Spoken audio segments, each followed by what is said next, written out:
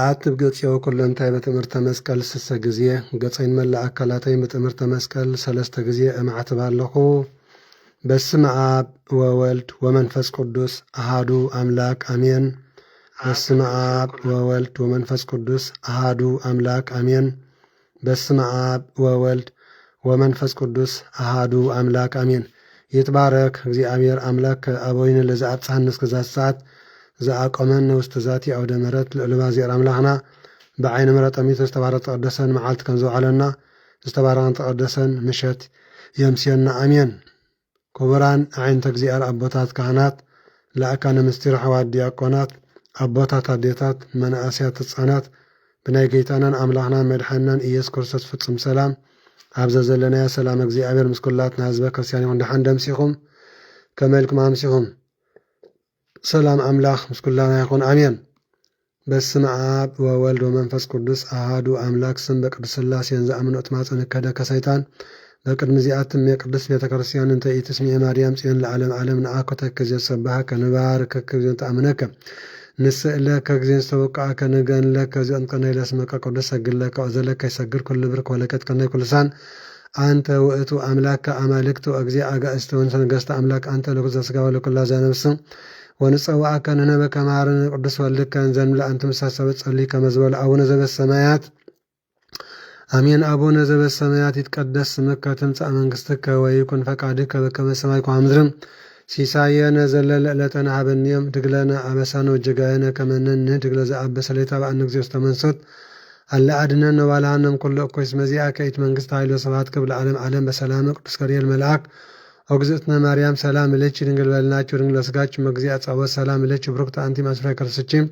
ተፈሥሒ ፍሰቲ ኦ ማርያም ምልዕተ ጸጋ እግዚአብሔር ምስሌኪ ሰአሊ ወጸልዪ ምሕረተ በእንቲአነ ሀበ ፍቅር ወልድኪ ኢየሱስ ክርስቶስ ከመ ይስረይ ለነ ኃጣውኢነ ተማኅፀነ ብኪ ጸሎተ ሃይማኖት ነአምን በአሐድ አምላክ እግዚአብሔር አብ አሐዜ ኩሉ ገባሬ ሰማያት ወምድር ዘያስትሪ ወዘኢያስትሪ ወነአምን በአሐዱ እግዚእ ኢየሱስ ወልደ አብ ዋሕድ ወልደ አብ ዋሕድ ዘእንበለ ዓለም ብርሃን ዘእምራን አምላክ ዘባን ዘበአመን ዘተወልደ ወአኮ ዘተገብረ ዘኦሪም ምስለ መለኮቱ ዘበቱ ኩሉ ኮነ ወዘእንበለ ይስአል ወዘኮነ ወኢምንት ዘበሰማይኒ ወዘበምድር ዘበእንቲአነ ሰው በእንተ መድኃኒት ወርደ እምሰማያት ተሰብአ ወሰጎ መንፈስ ቅዱስ ማርያም ቅዱስ ድንግል ኮነ በሰውሳለ በእንቲአነ በመዋዕለ ጲላጦስ ጴንጠናዊ ሃመ ወመቶ ተቀሮተን ሰዓመታን አመሳልስት ዕለት በከመ ጾሶስ መጽሐፍትን አርገ በስብሐት ውስተ ሰማያት ወነበረ የማነ አቡ ዳግም የመጽእ በስብሐት ይኮነን ሕያዋን ሙታነ ወአልቦ ማለቅ ለመንግሥት ወነአምን በመንፈስ ቅዱስ እግዚእ ማዮ ሰርጸ እምአብ ንስግደት ወንሰቦ ምስለ አብ ወወልድ ዘነበ ነቢያት ወነአምን በአሐቲ ቅድስት ቤተ ክርስቲያን ተላዕለ ኩሉ ጉባኤ ዘሐዋርያት ወነአምን በአሐቲ ጥምቀት ለተርታትያት ወንሴፎ ሰዓመታ ወሕይወተ ዘይመጽእ ለዓለመ ዓለም አሜን። ቅዱስ ቅዱስ ቅዱስ እግዚአብሔር ጸባኦት ፍጹም ሙሉ ሰማያት ወምድረ ቅዱሳተ ስብሐቲከ ንሰግድ ለከ ኩርሰ ምስጣብከ ሰማያዊ ወመንፈስከ ቅዱስ ማያዊ ስመ መጻእከ ወአድኃንከ ነሰግድ ለአብ ወወልድ መንፈስ ቅዱስ አሐተ ስግደተ ሰግድ ለአብ ወወልድ መንፈስ ቅዱስ አሐተ ስግደተ ሰግድ ለአብ ወወልድ ወመንፈስ ቅዱስ አሐተ ስግደተን ዘአሐዱ ሰለስቱ ወሰለስቱ አሐዱ ሰለስ በአካላት ወይተዋሐዱ መለኮት ሰግድ ለእግዝእትነ ማርያም ድንግል ወላዲተ አምላክ ሰግድ ለመስቀለ እግዚእነ ኢየሱስ ክርስቶስ ዘተቀደሰ ወደሙ ክቡር መስቀል ኃይልነ መስቀል ጽነ መስቀል ቤዛነ መስቀል መድኃኒተ ነፍስነ አይድክዱ ንሕነሰ አመነ ወለ አመነ በኃይለ መስቀል ደህነ ስብሐት ለአብ ስብሐት ለወልድ መንፈስ ቅዱስ ይደልዎም ለአብ መንፈስ ቅዱስ ስብሐት ለአብ ስብሐት ለወልድ መንፈስ ቅዱስ ይደልዎም ለአብ መንፈስ ቅዱስ ስብሐት ለአብ ስብሐት ለወልድ መንፈስ ቅዱስ ይደልዎም ለአብ መንፈስ ቅዱስ ስብሐት ለእግዝእትነ ማርያም ድንግል ወላዲተ አምላክ ይደልዎ ለእግዝእትነ ማርያም ድንግል ወላዲተ አምላክ ስብሐት ለመስቀለ እግዚእነ ኢየሱስ ክርስቶስ ይደልዎ ለመስቀለ እግዚእነ ክርስቶስ ክርስቶስ በምሕረቱ ይዘከረነ አሜን። አመዳግም ምጽአቱ ያስተኀፍረነ አሜን። ለሰብሖተ ስሙ ያንቃሃነ አሜን። ወበአምልኮቱ ያጽናሃነ አሜን። እግዝእትነ ማርያም ድንግል ወላዲተ አምላክ አርጅ ጸሎተነ አሜን። ወአስተስርይ ኩሎ ኃጢአተነ አሜን። ቅድመ መንበሩ ለእግዚእነ አሜን። ለዘአብልዐነ ዘንተ ህብስተ እስመ ለዓለም ምሕረቱ ወለዘአስቴነ ዘንተ ጽዋዓ እስመ ለዓለም ምሕረቱ ወለዘሰርዐ ለነ ሰነ ወአርአዘነ እስመ ለዓለም ምሕረቱ ወለዘተአገሰ ለነ ኩሎ ኃጢአተነ እስመ ለዓለም ምሕረቱ ወለዘወሀበነ ሥጋሁ ቅዱሰ ወደሙ ክቡር እስመ ለዓለም ምሕረቱ ወለዘአብጽሐነ እስከዛት ሰዓት ነሃብለቱ ስብሐት ወአኮቴት ለእግዚአብሔር ልዑል ወለወላዲቱ ድንግል ወለመስቀሉ ክቡር ተአኩተ ሰባህ ስሙ ለእግዚአብሔር አምላክነ ወትረ በኩሉ ጊዜ በኩሉ ሰዓት ሰላም ለኪ እንዘ ንሰግድ ንብለኪ ማርያም እምነ አስተበቋች ማዕርናዊ ተማፀን ንብች በእንተ ሐና እምች ወያጭ ማብች ማብርኔም ድንግል ባሪች ጸሎተ እግዝእትነ ማርያም ድንግል ወላዲተ አምላክ ተአብየ ነፍሴ ለእግዚአብሔር ታሴ መንፈሴ በአምላኬ ወመድኃኔ እስመ የማማ ለአመቱን ሐምዜሰ ያስተወጽኒ ኩሉ ትውልድም እስመ ገብረ ሊተ ኃይለ ቤተ ቅዱስ ለሳሉኒ ለትውልደቱ ለለ ይፈርዎ ወገብረ ኃይለ መዝራቱ ወዘሮም ለለ ያቢህልና ልቦም ነሰተም ለኃያላን እመናብርቲሆሙ አቢም ለታኑ አጽቀውም በረከት ለርባን ፈነውም ራቆሙ ለቡላኑ ተወቀፈ ለእስራኤል ኩሎ ተዘከረ ሳሎ ዘይቤሎም ለአቡነ አብርሃም ወለዘር እስከ ለዓለም ዓለም አሜን። ስብሐት ለአብ ወወልድ ወመንፈስ ቅዱስ ይርኒ ወዘልፍን ወለዓለም ዓለም አሜን። ባርክን ቀድስን ወአንጽን እግዝእትየ ማርያም እሙ ለመድኅን ወለተ ብርሃን ውዳሴ ለእግዝእትነ ማርያም ድንግል ወላዲተ አምላክ ዘይትነበ ዕለተ ሰሉስ ጸሎታ በረከታ ምህረተ ፍቁር ወዳ ያሃሉ ምስለ ኩልነ ሕዝበ ክርስቲያን ለዓለም ዓለም አሜን። አክሊለ መክህነ ወቀዳሚተ መድኃኒትነ ወመሰረተ ንጽሕናነ ኮነ በማርያም ድንግል እንተ ወለደ ለነ ዘእግዚአብሔር ቃለ ዘኮነ ሰብአ በእንተ መድኃኒትነ እምድኅረ ኮነ ሰብአ ጥዩቀ አምላክ ፍጹም ውእቱ ወእንተ ዘወለደቱ እንዘ ድንግል ይእቲ መንክር ኃይሎታ ዘይትነገር ሰአ ሊለነ ቅድስት እስመ በፍቃዱ ወብስርተ አቦ መንፈስ ቅዱስ መጽአ ወአዳነነ አብይ ውእቱ ስብሐተ ድንግልናችሁ ማርያም ድንግል ፍጹም ረካች መጓሰ እግዚአብሔር ምስሌኪ አንቲ ውእቱ ሰባስው ዘርኤ ያዕቆብ ዘይበጽሕ እስከ ሰማይ ወመላእክተ እግዚአብሔር አድርጎ ይወርዱ ውስቴታ ሰአ ለነ ቅድስት አንቲ ውእቱ ዕፅ ዘርኤ መሴበ ነደ እሳት ወይቱ እዘውቱ ወለ እግዚአብሔር መጽአ ወኀደረ ውስተ ከርስች ወእሳተ መለኮት እያ ስጋች ሰአ ለነ ቅድስት አንቲ ውእቱ ገራይ ዘይዘራ ውስቴታ ዘወፃ ምኔች ፍሬ ሕይወት አንቲ ውእቱ መዝገብ ዘተሳየጠየሴ ወረከበ ውስቴታ ባህርያ እንኮኮረ ዘውእቱ መድኃኒነ ኢየሱስ ክርስቶስ ተጸውረ በከርሽ ወለቸ ውስተ ዓለም ሰአ ሌላነ ቅድስት ተፈሲኦ ላዕለ እግዚእ ሐሴቶሙ ለመላእክትን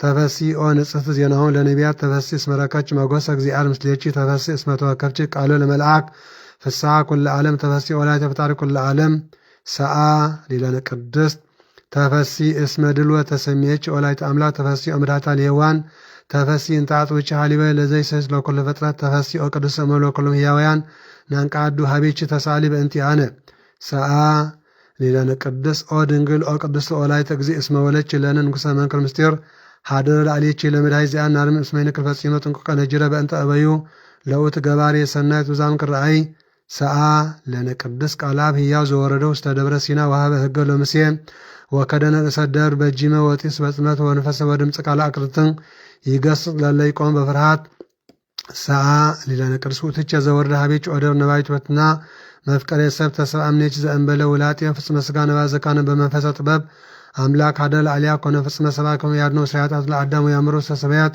ወያግቦ ሀብዘ ትቃት መንበሩ ኤቤሳለ ምረቱ ሰአ ሌላነ ቅድስት እበያ ለድንግል ይትካለ ተነግሮ እስመ እግዚአብሔር መጽአ ወሃላሊ አዚሃድር ውስተ ብርሃን ሃበ አልቦ ዘይቀርቦ ተጸወረ በከርሳ ተሳተ አውራ ዘይትራይ ወዘይታ ኦሎተ ማርያም ዘድንግል እቲ ሰዓ ለነ ቅድስ ሰውት እብን ዘርኤ ዳንኤል ነቢይ ዘተበትከም ነዋ ዘእንበለእድ ዘውቱ ቃል ዘወፃ መሃበ አብ መፃ ወሰአብ ድንግል ዘእንበለ ዝራ ብሲ ዋዳነነ ሳይ ለነ ቅድስ ኮንቻ አጽቆ ነፃ ምዳይ እምርትታ ሃይማኖቶም ለቅዱሳን አበዊነ ውፅቶ ላይ ተአምላክ ድንግል እትም ተወለች ለነ ቃል አብ ኢየሱስ ክርስቶስ መፃ ለመድኃኒትነ ሰዓ ለቅዱስ አንቲ እሙ ለብርሃን ከርቶ ላይ ተግዚ እንተ ጸርቸ ለቃል ዘይትራይ እምደረ ወለች ቻነ በርች በድንግልና በሰባት ዋርኩት አብይቺ ሰዓ ለንቅስ አይ ልሳን ዘይክል ነየ ዘይትነገር በእንቲያቺ ኦ ድንግል ንጽሕት እሙ ለቃል አብ ኮንች መንበሩ ለንጉስ ለዘይ ጸውሮ ችርቤል ናስተበጻቸው እብርት ወንዘክር ስምች በኩሉ ትውልደቱ እርግስ ናይት እሙ ለእግዚእነ ኢየሱስ ክርስቶስ ሰዓ ሌላነ ቅድስት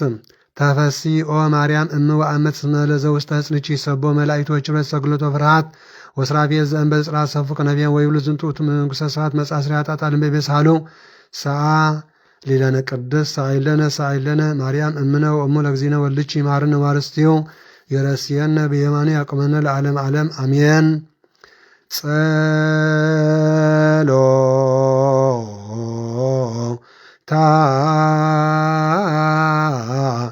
ለማርያም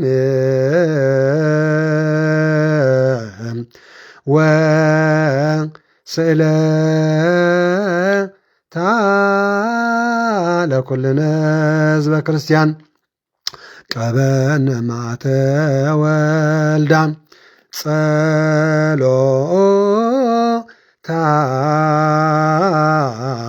ለማርያም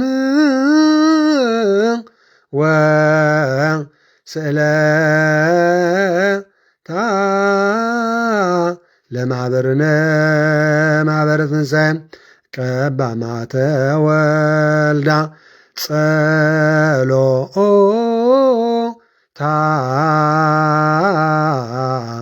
ለማርያም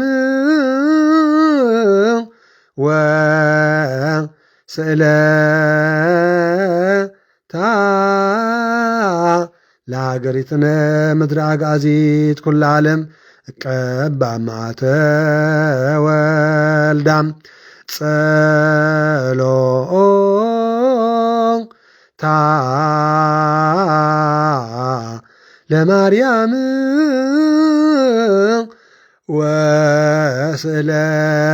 ወስእለታ ለኩልነ አግበርቲከ ወአይማቲከ ኩሎም ክርስቶሳውያን ወልደ ሥላሴ ቀበነ ማተ ወልዳ እግዚኦ መሐረነ ክርስቶስ እግዚኦ መሐረነ ክርስቶስ እግዚኦ መሐረነ ክርስቶስ እግዚኦ መሐረነ ክርስቶስ ባርከነ እግዚኦ አምላክነ ውስተ ሰማይ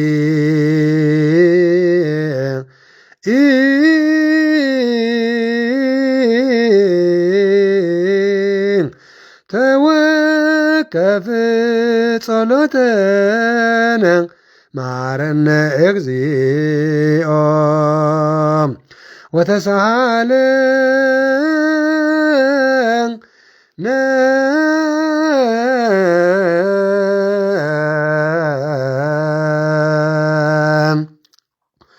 ማሪ አምላክ የማረነ ሰላም ላሳልነ ያጋሳለም ሥላሴ ምህረትን ንያዲና ቅድስተ ቅዱሳን ንጽሕት ንጽሐን ድንግል ማርያም ወላዲተ አምላክ በረከት ረድኤትን ናይ ኩሎም ቅዱሳን ሕርያን እግዚአብሔር አምላክ አማላድን ይሓልወና ሰላም ዘዋዕለና መድኃኔ ዓለም ኢየሱስ ክርስቶስ ሰላም ዘለዎ ምሸትን ለይትን ድማ ይግበረልና ንያዲና ቅድስተ ኪዳነ ምሕረት በረከታን ናይ ጻድቅ አቡነ መርቆሬዎስ ጻዕዳ ጸበሎም ተረዳእነት ናይ አቦና ጻድቅ አጋቶንን ናይ አቦና ቅዱስ ዮሐንስ አፈወርቅን በረከት ናይ አዲና ቅዱስ ኤልሳቤጥ ምስኩልና ይኮን።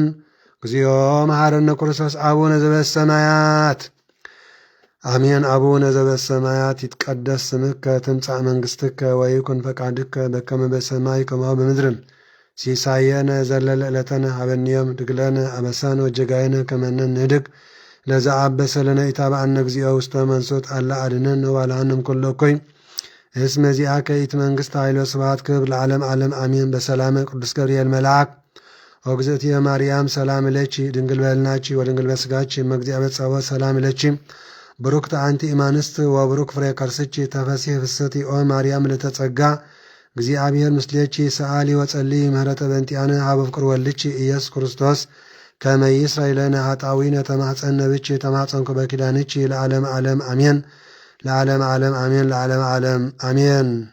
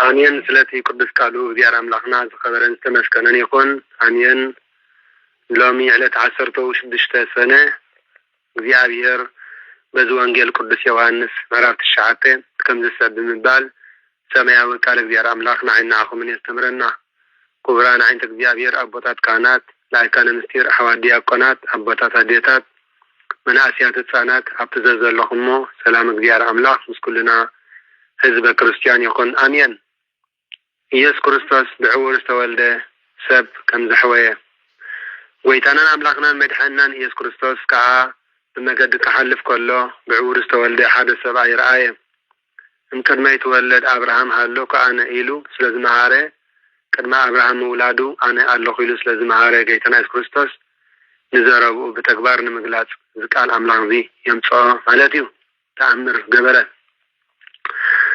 جيتانا أملاقنا مدحنان إيسوس كريستوس قالوا حاكم مخان زمسكرالو يبل قدس أوي رسمة حفلي كاونتي قالي زمسكرالو لنا دك مزامرتو كم زبالو ممر إذا سبزي أور كوين استوالده بناي من حاتياتيو إلام حساتو بناي جزار اسمه حاتيات ديو وحاتان حسوتي كم حسن ولا ريتم جميرام تجاجيو تفاليو زبلا تز سلا زبالام يكم إلما مزمر داويت معرف 50 شوعاتن 50 شمنتن فقد ثلاثة مزمر داويت معرف 50 شوعاتن معرف 50 شمنتن فقد ثلاثة حتى حسوتي كان حسن ولا ريتم جميرام تجاجيو تفاليو زبلا تزاد قال تسلا زبالامي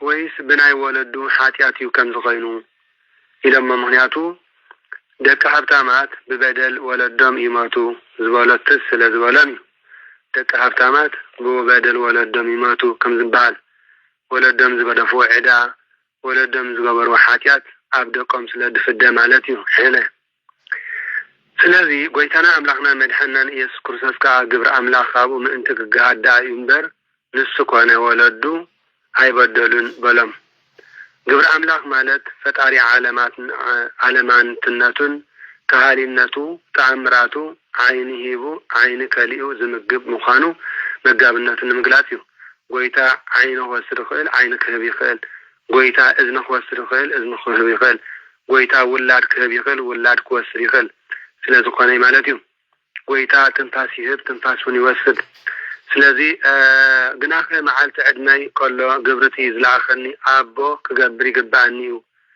مغنياتو حدا كوا أكثر حالا زي كالو ليتي تمتسع الله دما بلون قيتنا يس كريستوس ليتي تمتسع الله مالتو نسقلاتو نماتوني ካብ ሓጢያት ካብ ፍዳ ዝነጽሕናሉ ክብሪ ውልድነት ዝረኸብናሉ ሞቱ ስለምንታይ ብለይቲ መሰሎ እንተበልና ብመዓልቲ ስራሕ ብለይቲ ክስራሕ ከም ዘይከኣል ቅድሚ ስቕለቱ ዝሰርሖ ዝነበረ ስራሕ ድሕሪ ሞቱ ኣይሰርሖን እዩ ማለት እዩ።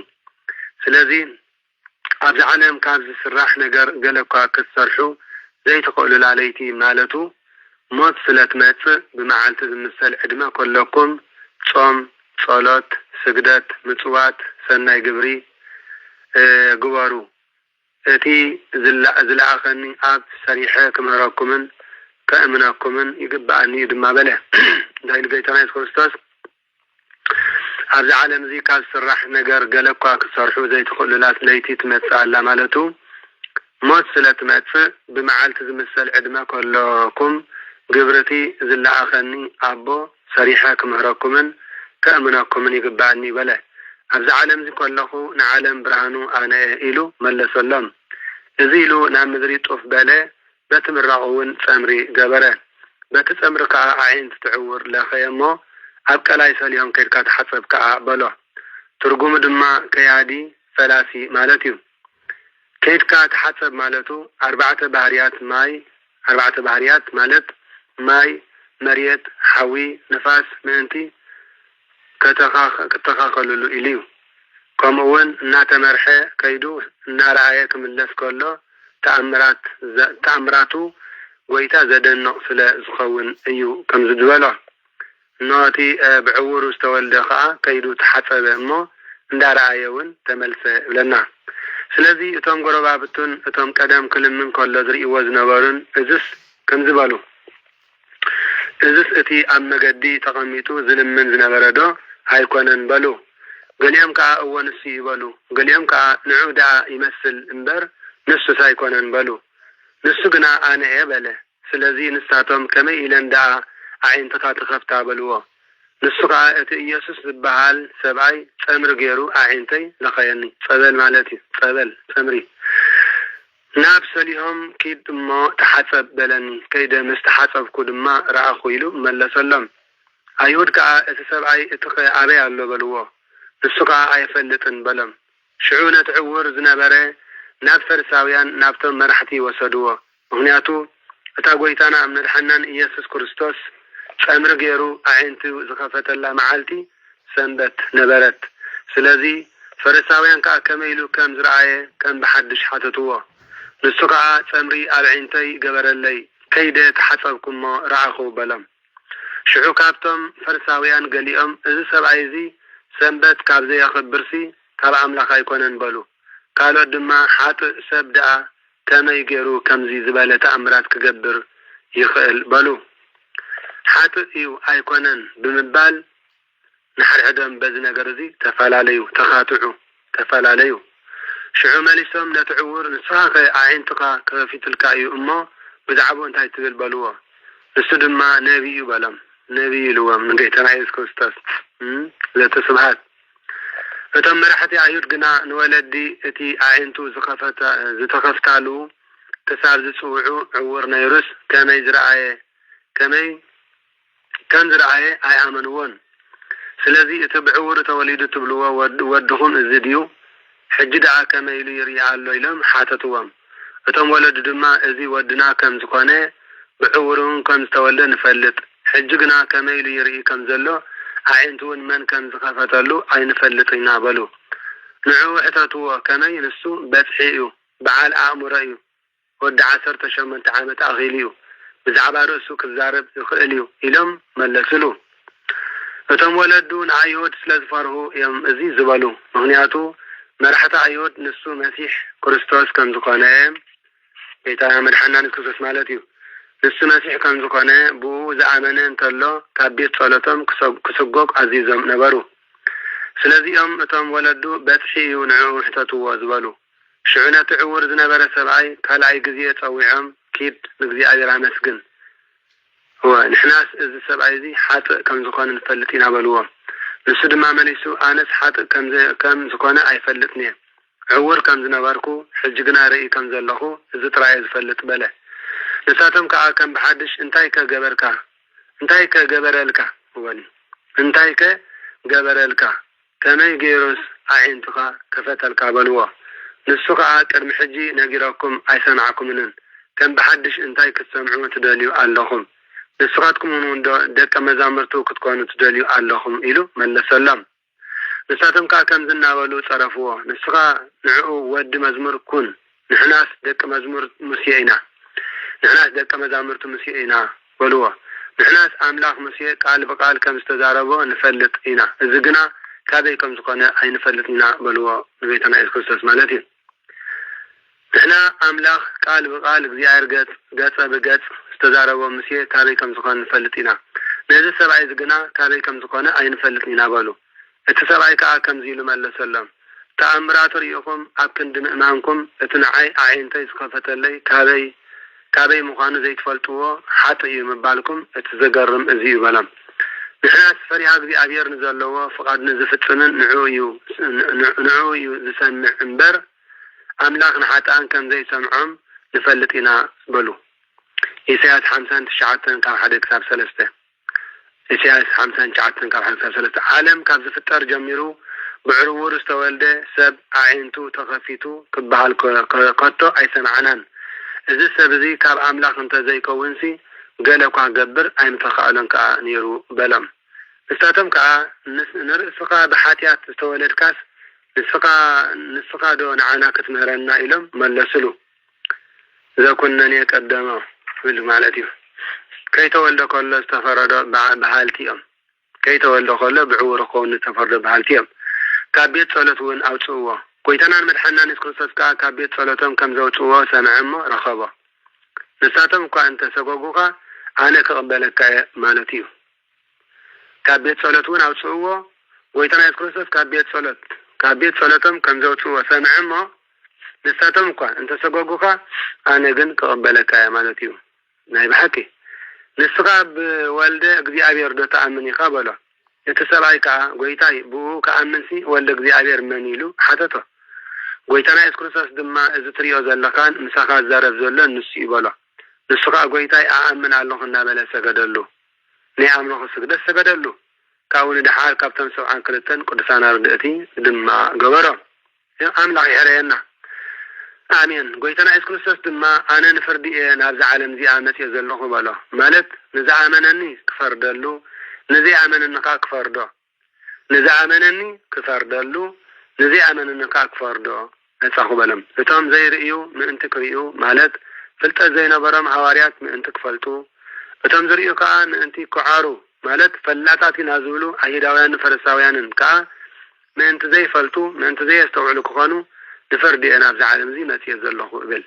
ካብቶም ምስ ዝነበሩ ፈሪሳውያን ገሊኣቶም ከዓ ነዚ ሰሚዖም ንሕና ዕውራት ምዃንና ዲና በልዎ ንሕና ዕውራት ምዃንና ዲና በልዎ እንዳፈለጡ ጋገይ ስለ ዝነበሩ እንዳፈለጡ ስሕት ስለ ዝነበሩ ጎይታና ኢየሱስ ክርስቶስ ድማ ከም ዝበሎም ዕውራት እንተትኾንስ ሓጢአት ኣይምኾነኩምን ነይሩ ምክንያቱ ጉድለት ኣካል ናብ መንግስተ ሰማያት ካብ ምእታው ኣየኸልክልኒ ጉድለት ናይ ኣካላት ስንክልና ናይ ኣካላት ጉድለት ናይ ስጋ ስንክልና ናይ ስጋ ናብ መንግስተ ሰማያት ምእታው ኣይክልክልኒ ይብል ፍትሐ መንፈሳዊ ማለት እዩ ሕጂ ግና ንርኢ ኢና እናበልኩም ስለዘይትርእዩ ማለት ፈላጣት ኢና እንዳበልኩም ስለዘይተስተውዕሉ ሓጢአትኩም ተፈሊጡ ይነብር ኣሎ ፈላጣት ኢና እንዳበልኩም ስለዘይተስተውዕሉ ለባማት ኢና እንዳበልኩም ስለዘይትርእዩ ንሪኢና እንዳበልኩም ስለዘይትርእዩ ነሆ ሓጢአትኩም ተፈሊጡ ይነብር ኣሎ ስለዚ ሓጢአትኩም ኣይከሐደገልኩም እዩ ባለም ለና ማለት እዩ ናይ ብሓቂ ሓጢአትኩም ኣይከሐደገልኩም እዩ ስለዚ ሎሚ ክንጥንቀቕ ይግባአና መራሕቲ ሃይማኖት ኣቦታት ካህናት ኣሕዋት ዲያቆናት መምሃራን ቅዱስ ቤተክርስቲያን መራጊድ ኣብ ናይ መራጊድ ስልጣን ዘለኹም ትምህርተ ሰንበት ቆረብቲ ሰገድቲ ቅዱስ ቁርባን ተቐበልቲ ኩሉ ነገር ናይ ቅዱስ ቤተክርስቲያን ኣገልግሎት ክወሃብ ከሎ ናይ ቅዱስ ቤተክርስቲያን ኣገልግሎት ክግበር ከሎ እምነት እዩ ዘድሕን ብዙሕ ዓመታት ኣብ ቤተክርስቲያን ስለ ዝገበርካ ኣይኮነን ብዙሕ ዓመታት ኣብ ቤተክርስቲያን ስለ ዘገልገልካ ኣይኮነን እንታይ ዳ ሕጂ ከመይ ኣሎ እምነትካ ሕጂ ከመይ ኣሎ እምነትኪ ሕጂ ከመይ ኣሎ ኣገልግሎትካ ሕጂ ከመይ ኣሎ ኣገልግሎትኪ ምስ ብዙሓት ቅዱሳን ዓበይቲ ኣቦታት ስለ ዝዓበኻ ወይ ከዓ ኣብ ኣዝዩ ቅዱስ ዝኾነ ስፍራ ወይ ገዳም ደብሪ ስለ ዝዓበኻ ኣይኮነን እንታይ ዳ أتي زعبة خالو أتي استمهار كالو قال تنبرلو على خادي يلخان أتي استمهار كالو قال تقلقلو على خادي يلخان يبخل نقر ما أملاقنا يذكر في محالنا يمحاركم مدينة عالم يفوسنا يفوسكم نايب حكيم سلازي بمستوعال كنبر بمستوعال كنمالالس يقبعنا أنا نسخاتكم أنين كمون بتماساسالي بزوانجيل قدس ماتيوس معراف كلته كفقدي 19 كساب 23 زول قال دي ارام رحمه النبي ماتيوس معراف كلته كاب 19 كساب 23 هيرودس مسموته انه اب قبطي ملاك እግዚአብሔር نبنا يسيف بحلمي ترايو تناغرو ما نو تناغرو بلنا فتم نزي ህፃን እዚህ ከአትሎ ዝደልዩ ደለው መይተም ያመሞ ተንስ ነዚህ ህፃን ነዲል ሒዝካ ናብ ምድሪ እስራኤል ኪድ በላ ከአትሎ ዝደለ ሓደ ሄሮድስ ዶ አይኮነን መይተም ያም ማለቱ ስለምንታዩ እንተበልና ሄሮድስ መስተዓብቱ ስለዝመተ እዩ ለና አቡነ ዮሴፍ ድማ ተንስዩ ነቲ ህፃን ነዲል ሒዙ ናብ ምድሪ እስራኤል አተወ ግናኸ አርከላኦስ ኣብ ክንዳ አቡ ሄሮድስ ኣብ ይሁዳ ከም ዝነገሰ ሰሚዑ ናብ ምኻድ ፈረ አቡነ ዮሴፍ አርጋዊ ስለምንታይ ፈረህ እንተበልና አርከላኦስ ናይአቡ ክፉእ ጠባይ ሒዙ ከይጻረሮ ስለዝፈርህ እዩ ሓደ ካልኣይ ደቆም ዝተቐትልዎም ህዝበ እስራኤል ብምክንያት ከይታና መድሓናን ኢየሱስ ክርስቶስ ማለት በዚ ህፃን እዚ ምክንያት ዶ ኣይኮነን ደቅና ዝተቐትሉ ኢሎም ከይቃወምዎ ስለዝፈርህ እዩ ብዕልሚ ምስተገልጸሉ ድማ ናብ ገሊላ ከደ እቲ እግዚአብሔር ኣብ ነቢ ሓዲሩ ነቢ ካብ እግዚአብሔር ረኺቡ ወደይ ከም ናዝራዊ ክስመዩ ኢሉ ዝተናገሮ ትንቢት ምእንቲ ክፍጸም ጌታናን መድሓናን ኢየሱስ ክርስቶስ ናዝሬት ናብ ትባል ዓዲ መትዩ ተቐመጠ ይብል ናዝራዊ ማለት ንእግዚአብሔር ዝተፈለየ ማለት እዩ ኦሪት ዘኍልቍ ምዕራፍ 6 ካብ 1 ክሳብ 20 ንመልከት ኦሪት ዘኍልቍ ምዕራፍ 6 ካብ 1 ክሳብ 20 ናዝራዊ ማለት ንእግዚአብሔር አምላኽ ንኸገልግል ዝተፈለየ ሕሩይ ማለት እዩ ወደይ ከም ናዝራዊ ከም ሳምሶን ክበሃል እዩ ተባሂሉ ዝተነገረ ትንቢት ምእንቲ ክፍጸም ጎይታና ኢየሱስ ክርስቶስ ኣብ ናዝሬት ተቐመጠ ጎይታናን አምላኽናን መድሓናን ኢየሱስ ክርስቶስን ሳምሶንን ብምንታይ ይመሳሰሉ እንተበልና ሳምሶን ብስተናዓቐት መንከስ አድጊ ንጸላእቱ አጥፊ እዩ ኣብ መጽሓፈ መሳፍንቲ ምዕራፍ 15 ካብ 15 ክሳብ 16 ዘሎ ቃል ተዳሪእና ማለት እዩ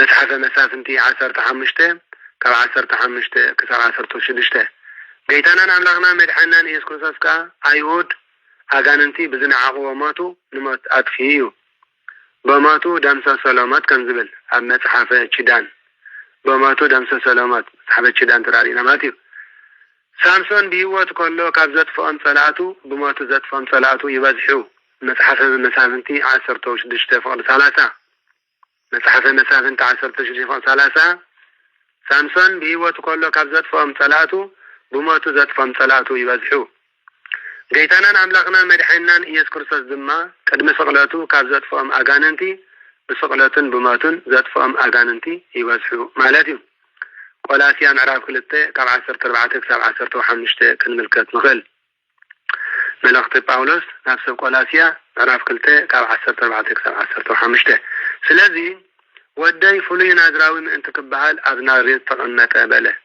ማለት ከመይ ትፈጸም ዘተብህለ ስሙ ለልዑል ቅዱሰ ቅዱሳን ተባሂሉ ብነቢይ ዝተነገረ ትንቢት ምእንቲ ክፍጸም እዩ ጎይታና ኢየሱስ ክርስቶስ ኣብ ናዝሬት ተቐመጠ ትንቢተ ዳንኤል ምዕራፍ 9 ካብ 24 ክሳብ 25 ክንምልከት ንኽእል ትንቢተ ዳንኤል ምዕራፍ 9 ካብ 24 ክሳብ 25 ስለዚ ናዝሬት ማለት ካ ጨንፈር ጽጌ ማለት እዩ ወደይ አጸቃዊ ጽጌያዊ ምእንቲ ክበሃል ናብ ናዝሬት መትዩ ተቐመጠ በለ እዚ ማለት ካ እንሆ ሰርጸ መንግስቲ ዝስሙ ሰብኣይ ካብ ቦትኡ ክጭንፍር መቅደስ እግዚአብሔር ድማ ካህንስ እዩ ተባሂሉ ካብ እግዚአብሔር በነቢይ ዝተነገረ ትንቢት ምእንቲ ክፍጸም እዩ ጌታና ኢየሱስ ክርስቶስ ኣብ ናዝሬት ተቐሚጡ ትንቢተ ዘካርያስ ምዕራፍ 6 ፍቅዲ 12 ዘካርያስ ምዕራፍ 6 ፍቅዲ 12 ከመይ ጌታናን መድሓናን ኢየሱስ ክርስቶስ እውን ንገዛእ ርእሱ ከም ጉንዲ ንዓና ንህዝበ ክርስቲያን ንዓና ንምእመናን ድማ ከም ጨናፍር ገይሩ ስለ ዝመሃረ እዩ ትንቢተ ኢሳይያስ ምዕራፍ 11 ፍቅዲ 1 ትንቢተ ኢሳያስ 11:1 ከምኡ ድማ ወንጌል ዮሐንስ ምዕራፍ 15:5 ንመልከት ወንጌል ዮሐንስ 15:5 ስለዚ እዚ ዝተማዕናዮ ቃል እግዚአብሔር አምላኽ ኣብ ልብና ሓዲሩ ኣብ ኣእምሮና ሓዲሩ ብወንጌል ተማእዘዝቲ ተመራሕቲ ኮይና 30-60 ሰማያዊ ፍረ ክንፈሪ ኣነ ንስኻትኩምን ናይ ልዕል እግዚአብሔር አምላኽና ሰናይ ፍቃድ ናይ ልዕል እግዚአብሔር አምላኽና ቅዱስ ፍቃድ ይኹን ስለዝረዳእናን ስለዝሓለወናን ስለዘስተምሃረናን መድኃኒ ዓለም ክብሪ ምስጋና ይብጽሐዮ ስለኩሉ ነገር አሜን አሜን አሜን።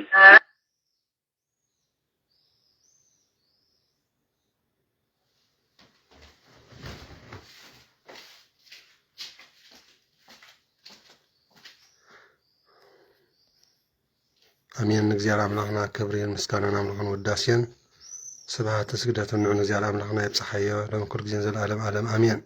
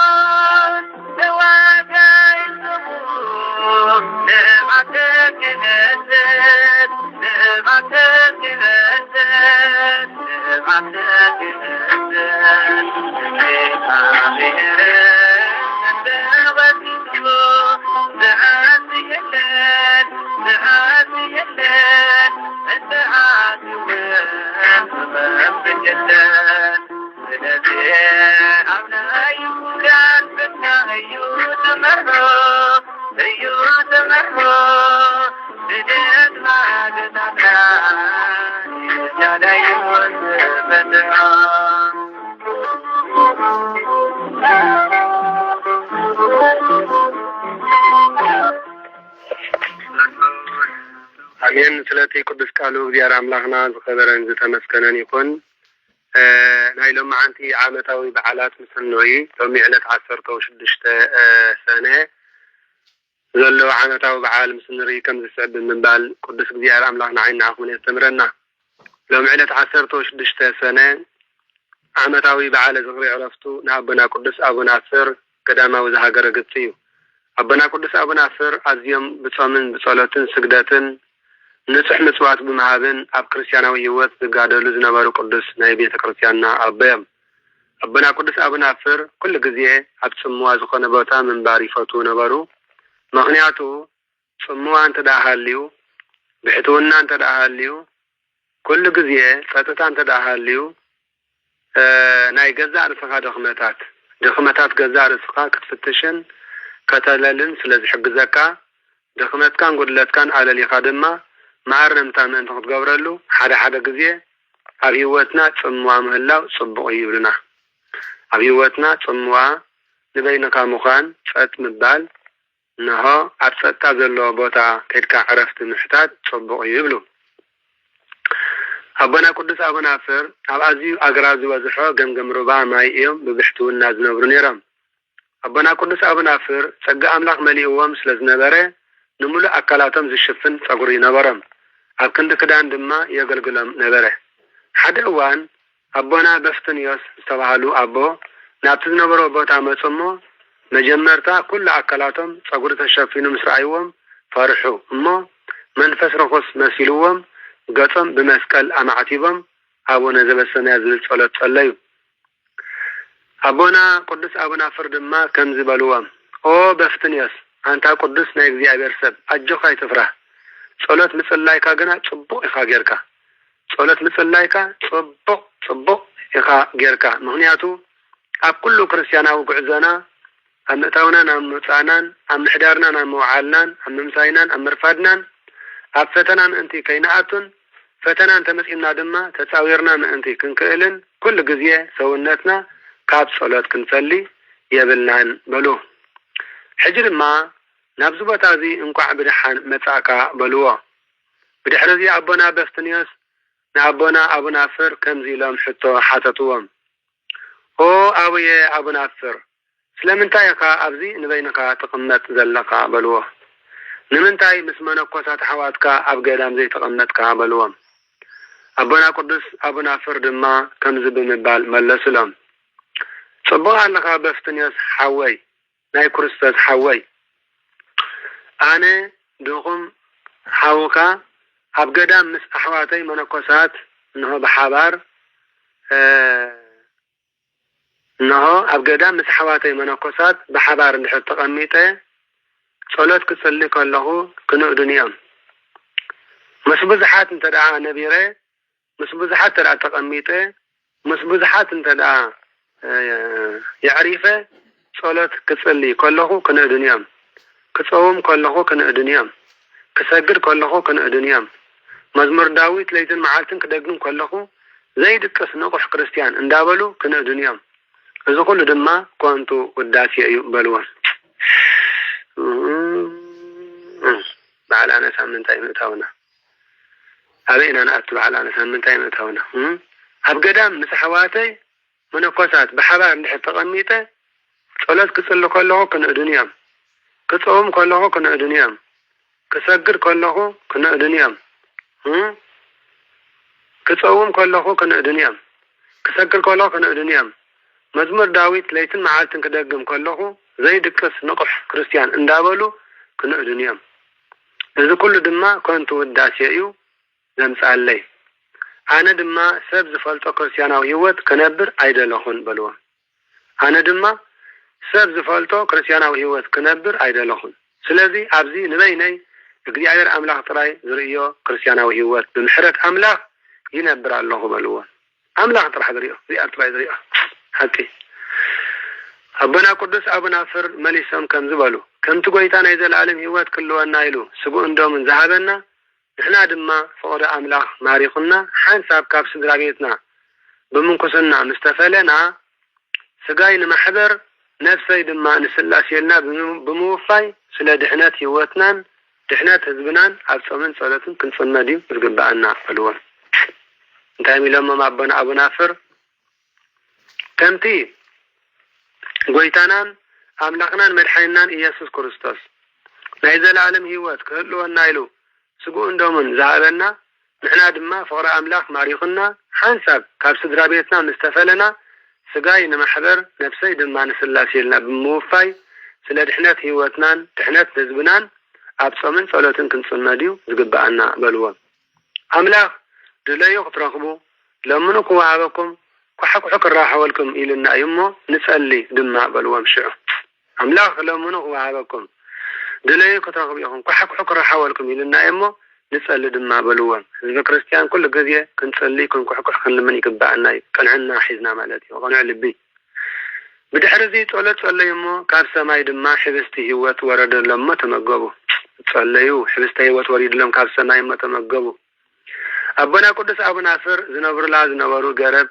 العمد 10 تقلت چنافر زلو فره تفر نمرت ابنا فر زنبر لا زنبر غرب العمد 10 تقلت چنافر زلو فره تفر نمرت حانت چنفر فردما نحد واحد تمغبو نمرت أبونا قدس أبونا فر بزيكا قد أبونا قدس بفتنيس تزي كوينو ገጽ ደቅ ሰባት ዝበሃል ከይረአዩ ንስስ ዓመት ዝኣክል ኣብዛ ገረብ እዚኣ ብብሕትውና ተቐመጡ። ንስስ ዓመት ዝኣክል ተቐመጡ። መልአክ ናይ እግዚአብሔር ድማ ካብ ሰማያት ተላኢኹ ብምውራድ ሰማያዊ ምስጢራት ዝሓዘ ዜማ መጊብዎም ይዓርግ ነበረ። ብድሕሪ እዚ ኣቦና ቅዱስ አቡናፍር ካብ ብዝሒ ቅድስና ዝነቐለ ሙሉእ ኣካላቶም ከም በረድ ናብ ጻዕዳ ተለወጡ እሞ ብሰላም ዓረኹ። ኣቦና ቅዱስ ኣባ በፍትንዮስ ድማ ብግቡእ ገኒዞም ቀበርዎም። ብድሕሪ እዚ ኣቦና ቅዱስ በፍትንዮስ ድማ ናብ ኩሉ ስፍራ ገጽ እንዳተዛዋወሩ ክብሪ ኣምላኽን ገድሊ ቅዱሳንን ይሰብኩ ነበሩ። ጸሎቶምን ጸጋ በረኸቶምን ናይ ቅዱሳን ኣቦታትና ኣቦና ቅዱስ አቡናፍርን ኣቦና ቅዱስ በፍትንዮስን ምስ ኩላትና ህዝበ ክርስቲያን ይኹን። አሜን አሜን። ጸሎተ ረድኤቶም ይሓልወና። ካልኣይ ዓመታዊ በዓለ ዝኽሪ መልአክ ናይ እግዚአብሔር ንኣቦና ቅዱስ ዮሴፍ አረጋዊ ኣብ ግብፂ ኮሎ ዝተረኣየ ዕለት እዩ። ከምዚ ድማ በሎ እቶም ነዚ ህፃን እዚ ማለት ንጎይታናን ኣምላኽናን መድሓናን ኢየሱስ ክርስቶስ ክቐትልዎ ዝደልዩ መይቶም እዮም እሞ ንዕኡ ነዲን ሒዝካዮም ናብ እስራኤል ተመለሱ ኢሉ ዝነገሮ ዕለት እዩ። አሜን። ሰላሙ ሕረቱ ይሃበና መዲና ዓለም። አሜን። ወርሓዊ በዓላት ሎሚ ዕለት 16 እንሆ ሰነ ዓመታዊ በዓላት ዝሰማዕናየ ማለት እዩ። ሎሚ ዕለት 16 ሰነ ወርሓዊ በዓለ ዝኽሪ ኣዴና ቅድስቲ ኪዳነ ምህረት እዩ። ኣዴና ቅድስቲ ድንግል ማርያም ወላዲተ ኣምላክ በዚ ዕለት እዚ ካብ ሙታን ዝተንሳኣትሉን ኣብ ሳልሳይ መዓልቲ ናብ ሰማይ ዝዓረገትሉን ከምኡ እውን ምእንታና ናብ ወዳ ምሕረት ምስ ጸለየትልና ጎይታናን ኣምላኽናን መድሓኒናን ኢየሱስ ክርስቶስ ድማ ስምኪ ዝፀውዐ ተስካርክ ዝገብር ብስምኪ ቤተ ክርስቲያን ዝሃነፀ ኣብ ክብሪ በዓልኪ ማህሌት ዝሓድር ቅዳሴ ዝሰምዐ ተኣምር ዝሰምዐ ውዳሴ ዝደገመ ብስምኪ ንጡሚ ዘብልዐን ዘስተየን ብስምኪ ንዕሩቕ ዘልበሰ ኣብ መዓልቲ ጥምቀት ውላዱ ብስምኪ ስም ጥምቀት ክርስትና ዘውፅአ ኣብቲ ብስምኪ ዝተሃንፀ ቤተ ታቦት ዘለዎ ቤተ መቅደስ ዘሎ ቤተ ክርስቲያን መሲኡ ማይ ጸሎት ዝተሓፅበ ሽምዓ ዝወልዐ ጥዋፍ ዕጣን ዝሃበ ኩሉ ምሕረል ከለኹ ዝብል ቃል ኪዳን ብኪዳነ ምህረት ስማ ሃባ። ጸሎታን ኣማላድነታን ኣዴና ቅድስቲ ድንግል ማርያም ምስ ኩላትና ህዝበ ክርስቲያን ይኹን። አሜን አሜን አሜን። ካልኣይ ወርሓዊ በዓለ ዝኽሪ ዕረፍቱ ንጻድቅ ኣቦና ጦቢት ወልደ ገባኤል እዩ።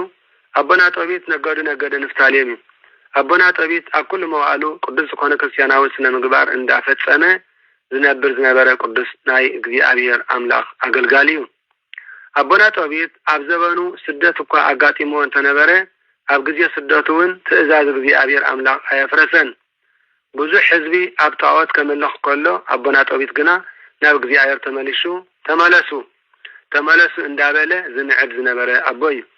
ኣቦና ጦቢት ምጽዋት ብምሃብን ሓዘንተኛታት ብምጽናዕን ዝተፈልጠ ቅዱስ ኣቦ እዩ ዝነበረ። ጦቢያ ዝበሃል ድማ ሓደ ውላድ ነበሮ። ሊቀ መላእኽቲ ቅዱስ ሩፋኤል ድማ ኣብ ኩሉ ክርስቲያናዊ ህይወቱ ይራድኦ ነበረ። መጽሓፈ ጦቢት ብምልኡ ነንብቦ ሓደራ። ኣቦና ዓመታዊ በዓለ ዝኽሪ ድማ 16 መስከረም እዩ። ጸሎትን በረኸትን ናይ ኣቦና ጦቢት ኣይፈለየና። አሜን። ሳልሳይ ወርሓዊ በዓለ ዝኽሪ ዕረፍቱ ንኣቦና ጌዴዎን መስፍን እስራኤል እዩ። ኣቦና ጌዴዎን ነገደ ምናሴ እዩ። ኣቦና ጌዴዎን ኣብ ልዕሊ እስራኤላውያን ብቕንዕና 40 ዓመት ዝመረሐ ኣቦ እዩ። ኣብ ኩሉ ህይወቱ ድማ ኢድ እግዚአብሔር ኣምላኽ ትድግፎ ነበረት። ኢድ እግዚአብሔር ትደግፈና። አሜን። ኣዴና ቅድስት ድንግል ማርያም ወላዲተ ኣምላክ እውን ጸምሪ ናይ ጌዴዎን እንዳተባሃለት ትግለጽ እያ። መጽሓፈ መሳፍንቲ ምዕራፍ 6 ንመልከት። ኣቦና ጌዴዎን ዓመታዊ በዓለ ዝኽሪ ዕረፍቱ ድማ 16 ታሕሳስ እዩ። አሜን። ራብዓይ ወርሓዊ በዓለ ዝኽሪ ዕረፍታ ንኣዴና ቅድስቲ ኤልሳቤጥ ዝሃገረ እስራኤል እዩ። ኣዴና ቅድስቲ ኤልሳቤጥ ሰበይቲ ኣቦና ካህን ዘካርያስ ኮይና ኣዲኡ ንመጥመቐ መለኮት ቅዱስ ዮሐንስ እያ። ዓመታዊ በዓለ ዝኽሪ ዕረፍታ ድማ 16 የካቲት እዩ። ጸሎታን ጸጋ በረኸታን ኣይፈለየና። አሜን። ሓሙሻይ ወርሓዊ በዓለ ዝኽሪ ዕረፍቱ ንጥበበኛ ኢያሱ ወዲ ሲራክ ወልደ አልዓዛር ዝሃገረ ኢየሩሳሌም እዩ። ጥበበኛ ኢያሱ ወዲ ሲራክ ብጸጋ እግዚአብሔር ኣምላኽ ብዙሓት ናይ ጥበብ መጽሓፍቲ ዝጸሓፈ ቅዱስ ኣቦ እዩ። ዓመታዊ በዓለ ዝኽሪ ዕረፍቱ ድማ 16 ጉንበት እዩ። ጸሎትን ጸጋ በረኸትን ምስ ኩላትና ህዝበ ክርስቲያን ይኹን አሜን። ሻድሻይ ወርሓዊ በዓለ ዝኽሪ ቅዳሴ ቤተ ክርስቲያኖም ንኣባ መርቆሬዎስ ዝሃገረ ሮሜ እዩ። ኣባ መርቆሬዎስ ዝሃገረ ሮሜ ጸሎቶን በረኸቶምን ምስ ኩላትና ህዝበ ክርስቲያን ይኹን። ከምኡውን ናይ ጻድቅ አቡነ መርቆሬዎስ እንሆ ወርሓዊ በዓለ ዝኽሪ እዩ ዝኾን ዘሎ ማለት እዩ። ናይ ጻድቅ አቡነ መርቆሬዎስ በረኸትን ረድኤትን ምስ ኩላትና ህዝበ ክርስቲያን ይኹን አሜን። ስለ ዝሓለወናን ስለ ዝርዳእናን ስለ ዝባረኸናን እግዚአብሔር አምላኽና ይብጽሐዮ ክብሪ ምስጋና አሜን ስለ ኩሉ ነገር።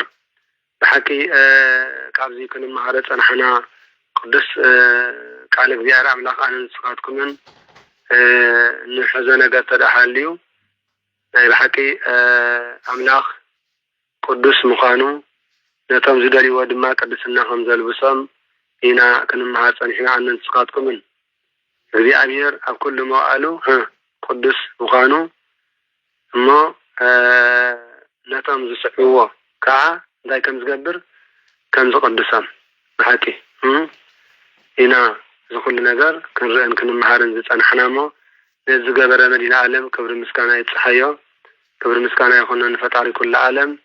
እቲ ተሪፍ ዘሎ ሰዓትናን ግዜናን ህይወትናን ድማ አምላኽና ኢየሱስ ክርስቶስ ብምሕረቱ ጠሚቱ ብምሕረቱ ሪኡ ሰላምን ፍቅርን በረኸቱን ክዕድለና ናቱ ቅዱስ ፍቃዱ ይኹን።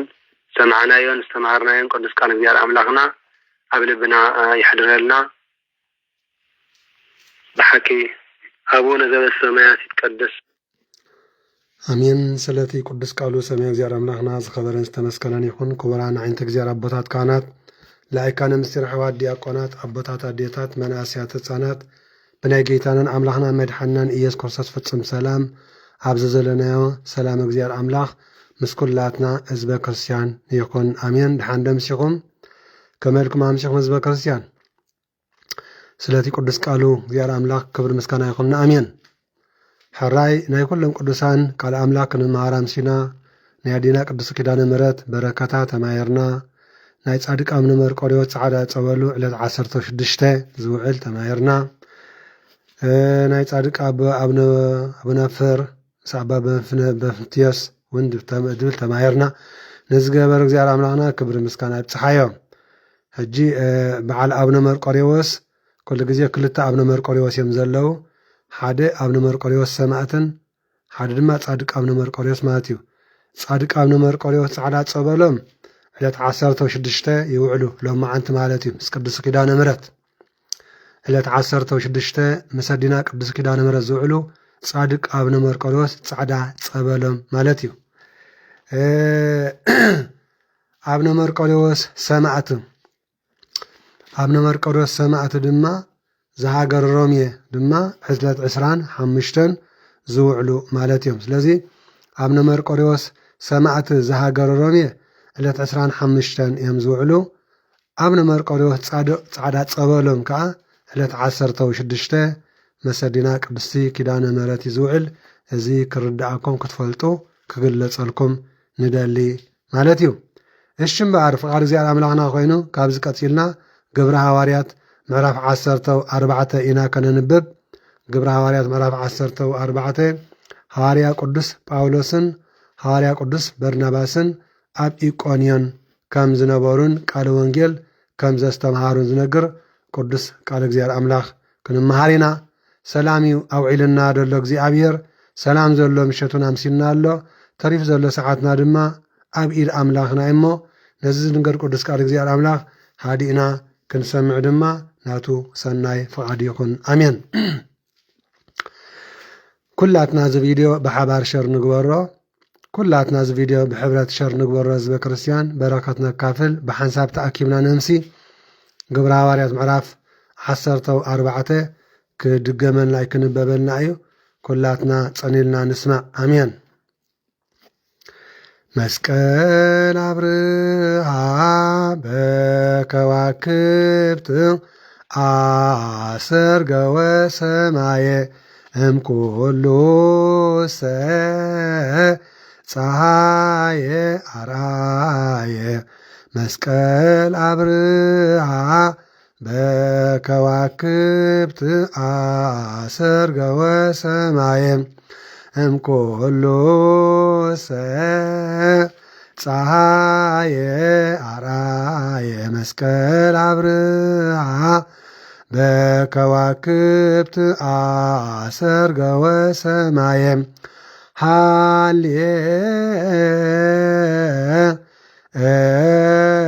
ሃሌሉያ እመቦ ብእሲ ምእመናን ዞቦአ ቤተ ክርስቲያን በጊዜ ቅዳሴ ዘይሰምዓ መጻሕፍተ ቅዱሳተ ወይተአገሰ እስከ ይፈጽሙ ጸሎተ ቅዳሴ ወይተመጠወ እምቁርባን ሰደድ መቤተ ክርስቲያን እስመ አማሰነ ሕገ እግዚአብሔር ዋስተሃቀረ ቁሞተ ቅድመ ንጉሥ ሰማያዊ ንጉሠ ሥጋ ወመንፈስ ከመዝ መሃሩነ ሐዋርያት ባጵጥሊሶሙ አንቲ ውእቱ መሶበ ወርቅ ንጹሕ ተውስቴታ መናው ህብስት ዘወረደ ሰማያት ወበሕይወተ ለኩሉ ዓለም ህብስት ዘወረደ ሰማያት ወበሕይወተ ለኩሉ ዓለም ህብስት ዘወረደ እምሰማያት ወበሕይወተ ለኩሉ ዓለም። በስመ አብ ወወልድ ወመንፈስ ቅዱስ አሃዱ አምላክ አሜን። መጽሓፈ ግብረ ሐዋርያት ምዕራፍ 14 ናይ ቅዱሳን ሐዋርያት ግብሪ፣ ናይ ቅዱሳን ሐዋርያት በረከት፣ ናይ ቅዱሳን ሐዋርያት ስራሕ፣ ናይ ቅዱሳን ሐዋርያት ተአምር፣ ናይ ቅዱሳን ሐዋርያት በረከቶም ምስ ኩልና ህዝበ ክርስቲያን ይኹን። ግብረ ሐዋርያት ምዕራፍ 14 ሐዋርያ ቅዱስ ጳውሎስን በርናባስን ኣብ ኢቆንዮን። ከምኡ ድማ ኣብ ኢቆንዮን ሐዋርያ ቅዱስ ጳውሎስን በርናባስን ኣብ ቤት ጸሎት ኣይሁድ ኣትዮም ብዙሓት ኣይሁድን ግሪኻውያንን ክሳዕ ዝኣምኑ ሰበኹ። እቶም ምእማን ዝኣበዩ ኣይሁድ ግና ነቶም ኣሕዛብ ኣብ ልዕሊ እቶም ኣሕዋት ማለት ኣብ ልዕሊ ሐዋርያ ቅዱስ ጳውሎስን በርናባስን ብጽልኢ ከም ዝለዓሉ ገበርዎም።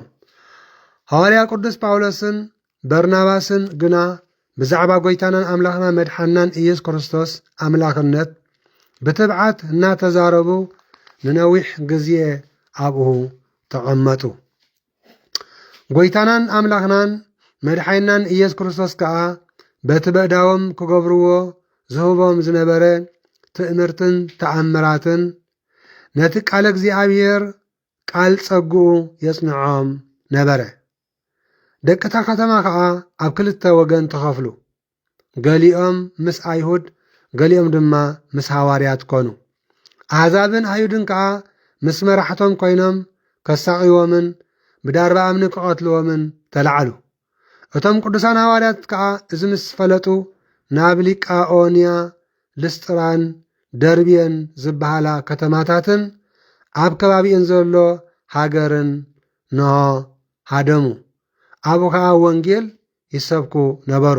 እጂ ቅዱሳን ሐዋርያት ሃደሙ ክብሎም ከሎ እሶም ሰማዕትነት ዝኸፍልሉ ሰዓት ስለ ዘይኣከለ ንሶም ሰማዕትነት ዝኸፍልሉ እዋን ስለ ዘይኣከለ እምበሪ ከይቅተሉ ፈሪሆም ኣይኮኑን። ሃዲሞም ቅዱሳን ሐዋርያት ከይህረሙ፣ ከይቅተሉ፣ ከይእሰሩ፣ ከይግፍዑ ኣይኮኑን ሃዋርያት ዝሃድሙ ዘለዉ እንታይ ደኣ ቃል እግዚኣብሔር ናብ ዘይበፅሕዎ ስፍራ መታን ከብፅሑ እምበር ክምለስዎም እዮም እወኒ ሃዋርያ ቅዱስ ጳውሎስን በርናባስን ኣብ ልስጥራንን ደርቤን ብድሕርዚ ሓደ ሰብኣይ ኣእጋሩ ዝለመሰ ካብ ዝውለድ ጀሚሩ ከዓ መጻጉዕ ስለ ዝነበረ ተዛዊሩ ዘይፈልጥ ኣብ ልስጥራን ይቕመጥ ነበረ እዚ ሰብ እዚ ሃዋርያ ቅዱስ ጳውሎስ ክዛረብ ከሎ ይሰምዕ ነበረ ሃዋርያ ቅዱስ ጳውሎስ ከዓ ኣተኪሩ ጠመቶ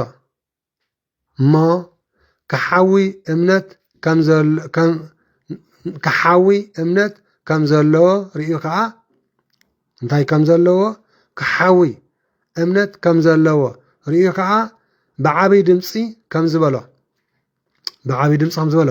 ትኺልካ በእጋርካ ደው በል በሎ ትኺልካ በእጋርካ ደው በል በሎ ብድድ ኢሉ ከዓ ተዛወረ ሽዑቶም ህዝቢ ነቲ ሃዋርያ ቅዱስ ጳውሎስ ዝገበሮ ምስ ረኣዩ ድምፆም ዓው ኣቢሎም ብቋንቋ ሊቃኦንያ ኣማለኽቲ ሰብ ተመሲሎም ናባና ወሪዶም በሉ ኣማለኽቲ ሰብ ተመሲሎም ናባና ወሪዶም በሉ ንበርናባስ ድያ ንሃዋርያ ቅዱስ ጳውሎስ ድማ ቀንዲ ተዛራቢ ስለ ዝነበረ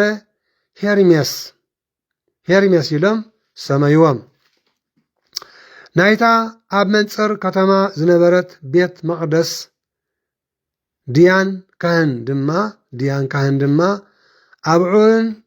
ኣብዑርን ዝተተትዐ ዕምባባን ናብቲ ኣፍ ደገ ኣምፂኡ ምስቶም ህዝቢ ኮይኑ ክስውዓሎም ደለየ እንተኾነ እቶም ቅዱሳን ሃዋርያት በርናባስን ቅዱስ ጳውሎስን እዚ ምስ ሰምዑ ሰንቢዶም ክዳውንቶም ቀደዱ እናጨርሑ ናብቶም ህዝቢ ኣቢሎም ከዓ ጐየዩ ከምዚ ስዕብ ከዓ በልዎም ኣቱም ሰባት ስለምንታይ ከምዚ ትገብሩ ንሕና እውን ከማኻትኩም ዝፍጥረትና ሰብ ኢና ነዚ ኮንቱ ነገር ሓዲግኩም ናብቲ ሰማይን ምድርን ባሕርን ኣብኣቶም ዘሎ ኩሉን ዝፈጠረ ህያው ኣምላኽ ክትምለሱ ነበስረኩም ኣለና በልዎም ነበስረኩም ኣለና ብዝሓለፈ ዘበናት እግዚኣብሔር ንኹሎም ኣሕዛብ በቢ ዝደለይዎ መንገዲ ክኸዱ ሓደጎም ምስናይዝ ከዓ ጽቡቕ እናገበረ ካብ ሰማይ ዝናብን ዘበነ ፍርያትን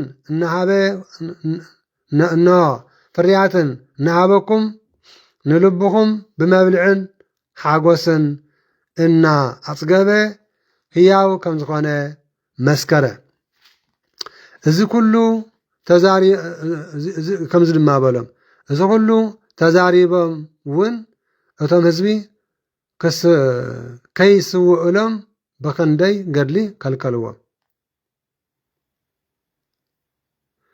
ኣይሁድ ካብ አንጾቻን ካብ ኢቆንያን መጺኦም ነቶም ህዝቢ ኣስድዕዎም ንቅዱስ ጳውሎስ ከዓ ብዳርባ እምኒ ቀጥቀጥዎ ዝሞተ መሲሎም ከዓ ጎቲቶም ካብታ ከተማ ኣውፅዎ እቶም ደቀ መዛሙርቲ ኣብ ዙርያኡ ደው ምስ በሉ ከዓ ብድድ ኢሉ ናብ ከተማ ኣተወ ንጽባሐይቱ ድማ ምስ በርናባስ ናብ ደርቤን ከደ ብድሕርዚ ሃዋርያ ቅዱስ ጳውሎስን በርናባስን ናብ አንጾኪያ ናይ ሶርያ ተመልሱ ሃዋርያው ቅዱስ ጳውሎስን በርናባስን ኣብ ደርቤን እናሰበኹ ብዙሓት ደቀ መዛሙርቲ ገበሩ ናብ ልስጥራንን ናብ ኢቆንዮንን ናብ አንጾኪያ ናይ ጲስቲያን ከዓ ተመልሱ ናብ መንግስቲ ኣምላክ ክንኣቱ ዝግባአና ብብዙሕ ፀበባ እዩ እናበሉ ከዓ ነቶም ደቀ መዛሙርቲ ኣጸናንዕዎም ኣብ እምነቶም ጸኒዖም ክነብሩ ከዓ ኣተባብዕዎም ኣብ ነፍሲ ወከፍ ቤተ ክርስቲያን መራሕቲ ምስ ሸምሎም ድማ ብጾምን ብጸሎትን ናብቲ ዝኣምንዎ ጎይታ ኣማዕቐብዎም ብምንታይ ብጾምን ብጸሎትን ናብቲ ዝኣምንዎ ጎይታ ናይ ጎይቶት ጎይታ ናይ ነገስታት ንጉስ ናይ ኣማልኽቲ ኣምላኽ እግዚእነ ወአምላክነ መድኃኒነ ኢየሱስ ክርስቶስ ማለት እዩ። ተመልከቱ ህዝበ ክርስቲያን ናብቲ ዝኣምንዎ ጎይታ እንታይ ገበርዎም ኣማዕቆብዎም ብለና ማለት እዩ። ኩሉ ሻብ እግዚኣብሔር ነፍሰይ ኣብ ኢድካ የማዕቆብ ኣለኹ እግዚኣብሔር ኣምላኽ ህይወተይ ነፍሰይ ትንፋሰይ ናባኻ የማዕቆብ ኣለኹ እንድሕዳ ኢልና ኩሉ ግዜ ረድኤት እግዚኣብሔር ኣምላኽ ምሳይን ምሳኻትኩምኒ ማለት እዩ ደቂ ማሕበር ትንሳኤ። ስለዚ ኣብ ነፍሲ ወከፍ ቤተ ክርስቲያን መራሕቲ ምስ ሸመሎም ድማ ብጾምን ብጸሎትን ናብቲ ዝኣምንዎ ጎይታ ኣማዕቆብዎም። ህዋኒ ብጲስድያ ሓሊፎም ናብ ጵንፍልያ ከዱ ኣብ ጰርግየ ነቲ ቃል ምስ ነገሩ ናብ ኣጣልያ ወረዱ። ኣጣልያን ማለት እዩ ጣልያ ወረዱ። ካብኣ ከዓ ናብ አንጾኪያ ናይ ሶርያ ብመርከብ ተሳገሩ። አንጾኪያ ነቲ ዝፈጸሞ ዕዮ ንጸጋ ኣምላኽ ሓደራ ዝተወፈዩላ ዓዲ እያ። አንጾኪያ እንታይ እያ? አንጾኪያ ከተማ ናይ ሶርያ አንጾኪያ ከተማ ናይ ሶርያ እንታይ እያ? ነቲ ዝፈጸምዎ ዕዮ ንጸጋ ኣምላኽ ሓደራ ዝተወፈዩላ ዓዲ እያ ማለት እዩ። ናብኣ ምስ በጽሑ ምእመናን ቤተ ክርስቲያን ኣኪቦም እቲ ኩሉ ኣምላኽ ዝገበረሎምን ንህዛብ ከዓ ኣፍ ደገ እምነት ከም ዝኸፈተሎምን ኣዘንተውሎም። ምስቶም ደቀ መዛሙርቱ ድማ ሓያሎ መዓልቲ ጸንሑ ብለና ማለት እዩ። ምስቶም ደቀ መዛሙርቱ ድማ እንታይ ገበሩ? ሓያሎ መዓልቲ ጸንሑ ብለና። ስለዚ ኩሉ ግዜ ተኣኪብና ክንጽሊ ከም ዘለና፣ ተኣኪብና ክንሰግድ ከም ዘለና፣ ተኣኪብና ክንምህለል ከም ዘለና ህዝበ ክርስቲያን ተኣኪብና ቅዱሳን መጻሕፍቲ እንዳንበብና ክንጻናናዕ ከም ዘለና ዝነግረና ዘሎ ክፋል ናይ መጽሓፍ ቅዱስ እዩ እሞ ዝመዓደናን ዝገሰጸናን ዘስተምሃረናን ልዑለ ባህሪ እግዚኣብሔር ኣምላኽና ይብፅሓዮ ክብርን ምስጋናን ኣምልኾን ውዳሴን ስብሃትን ስግደትን ንዕኡ ንእግዚኣብሔር ኣምላኽና ክቡራን ደቂ ማሕበር ትንሳኤ ፈሊጥና ብድፍረት ከይፈለጥና ስሕተት ዝገበርናዮ ሓጢኣት ንእስነትና ኣምላኽና መድሓና ንሶስ ይቕረ ይበለልና። ዝነጠበን ዝጎደለን ብኣፈ ትጉሃን ቅዱሳን መላእክቲ ድማ ይተዓረመልና። ስለ ኩሉ ነገር ጎይታናን ኣምላኽና መድሓና ክርስቶስ ይኽበር ይመስገን። ኣሜን። ወወልድ ወመንፈስ ቅዱስ አሐዱ አምላክ አሜን። አይንት እግዚአብሔር አቦታተይ ካህናት አሕዋት አኀው ዲያቆናት ከምኡውን ኩልኻትኩም ኣብዚ ዘለኹም ህዝበ ክርስቲያን ቅዱሳን አቦታት ቅዱሳን አዴታት ከምኡውን ብኣርብዓን ብሰመኛን ዝተጠመቁ ህፃናት ነዚ ቃል እዚ ኣብዚ ኣምሲናዮ ዘለና ነቲ ጸሎት ካብ ልቢ ዝምንጩ ሆታ ስለ ዝኾነ ቃላት ጥራሕ ዝገልጽዎ ስለ ዘይኮነ ብተመስጦ ልቢ ብመንፈሳዊ ሓሳብ ብንጹሕ ህሊና ናብ ኣምላኽና እንምስጠሉ ምስ ፈጣሪና እንራኸበሉን ስለ ዝኾነ ኣብዚ ማህበረ ትንሳኤ ዝመጻኹም ኩልኻትኩም ከመይ ውዒልኩም? እግዚአብሔር ይመስገን።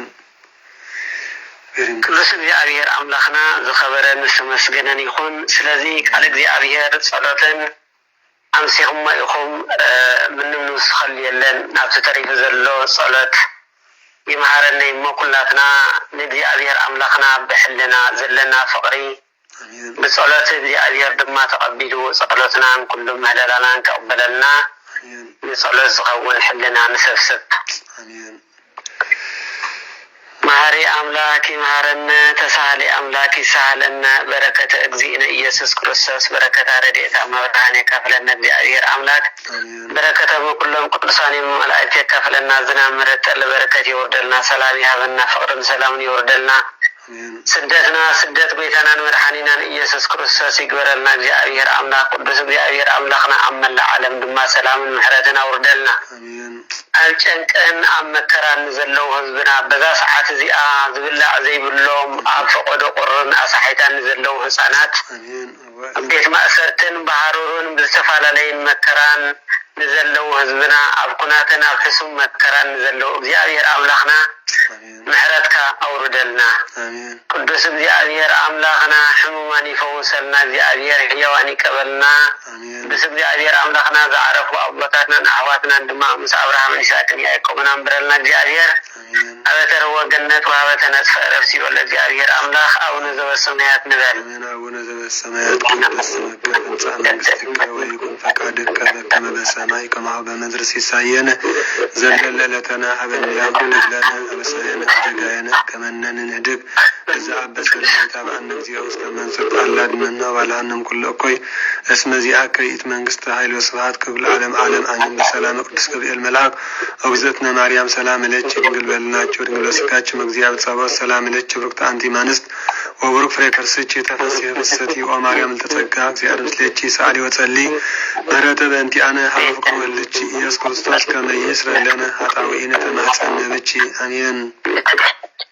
ይፍታ ወይስረ እግዚእነ ወአምላክነ ወመድኃኒነ ኢየሱስ ክርስቶስ ካህን ሊቀ ካህናት ሠራሰ ሁሉ ለወዶ ከሰተ ብርሃን ቀረንሳ ስልጣን ጻብነ ሐዋርያት አቡነ ካህናት አበ ዲያቆናት አዕርግ ሕፃናት አግብር ካህናት ኩኑ ፍትሐነ ወንጽሐነ በአፈ መንፈስ ቅዱስ ዘወፈይ ብርሃነ እግዚኦ መሐረነ ክርስቶስ መልአሰተ ክልተ ጊዜ መሐረነ ክርስቶስ መሐረነ ክርስቶስ መሐረነ ክርስቶስ መሐረነ ክርስቶስ መሐረነ ክርስቶስ መሐረነ ክርስቶስ መሐረነ ክርስቶስ መሐረነ ክርስቶስ መሐረነ ክርስቶስ መሐረነ ክርስቶስ መሐረነ ክርስቶስ መሐረነ ክርስቶስ በዓለ ፍጥረተ ወዘይመጽእ በእንተ ኩኑ ባለ መንግሥተ ሰማያት በእንተ እግዝእትነ ማርያም ከመሆኑ በዓሰርተ ክልተ ጊዜ በእንተ እግዝእትነ ማርያም መሐረነ ክርስቶስ በእንተ እግዝእትነ ማርያም መሐረነ ክርስቶስ በእንተ እግዝእትነ ማርያም መሐረነ ክርስቶስ በእንተ እግዝእትነ ማርያም መሐረነ ክርስቶስ በእንተ እግዝእትነ ማርያም መሐረነ ክርስቶስ በእንተ እግዝእትነ ማርያም መሐረነ ክርስቶስ በእንተ እግዝእትነ ማርያም መሐረነ ክርስቶስ በእንተ እግዝእትነ ማርያም መሐረነ ክርስቶስ በእንተ እግዝእትነ ማርያም ክርስቶስ በእንተ እግዝእትነ ማርያም ክርስቶስ በእንተ እግዝእትነ ማርያም መሐረነ ክርስቶስ በእንተ እግዝእትነ ማርያም መሐረነ ክርስቶስ በእንተ እግዝእትነ ማርያም መሐረነ ክርስቶስ በእንተ እግዝእትነ ማርያም መሐረነ ክርስቶስ ኢየሱስ ክርስቶስ ኃጢአት በኃጢአት ልዝከ እግዚአብሔር ኃጢአትና ይቅር ይበለልና እግዚአብሔር ላዳኩ በረከቴ ጴጥሮስ ጳውሎስ ይድረሰልከ እግዚአብሔር ታመሰረ ኃጢአት እግዚአብሔር ካብ ማእሰርቲ ኃጢአት ይፍታሕኩም ማሕበርና ይደብሮ ቅድመ ጸናን ይሃብኩም ይፍቲ በልዎም ህዝበ ክርስቲያን ኩልኩም ስርየት ውሰዱ ተፋትሑ ይፍቲ በልዎም እሺ እግዚአብሔር ካብ ማእሰርቲ ኃጢአት ይፍታሕኩም ካብዚ ዘሎ ሽግር ድማ መዓቱ ቀሊሉ ምሕረት ይወርደልና እግዚአብሔር ጥራሕ ድማ ተን ዘለዎም ጥሊት ነቶም ዘይብሎም ነዛ ሕማቅ እዋን ተረጋጊፍና ንጻያ ስለዚ እግዚአብሔር ሰላም ለይቲ ይግበረልና አሜን ተመስገን ፈጣሪ ኩሉ ዓለም ተመስገን ፈጣሪ ኩሉ እግዚአብሔር አምላክና ናይ ጽባሕ ንጉስ ሰባት ይበለና እግዚአብሔር አምላክና ምስጋና አሜን አሜን ሰባት ይበለና እግዚአብሔር አምላክና ምስጋና ይብዛሕ ፈጣሪ ኩሉ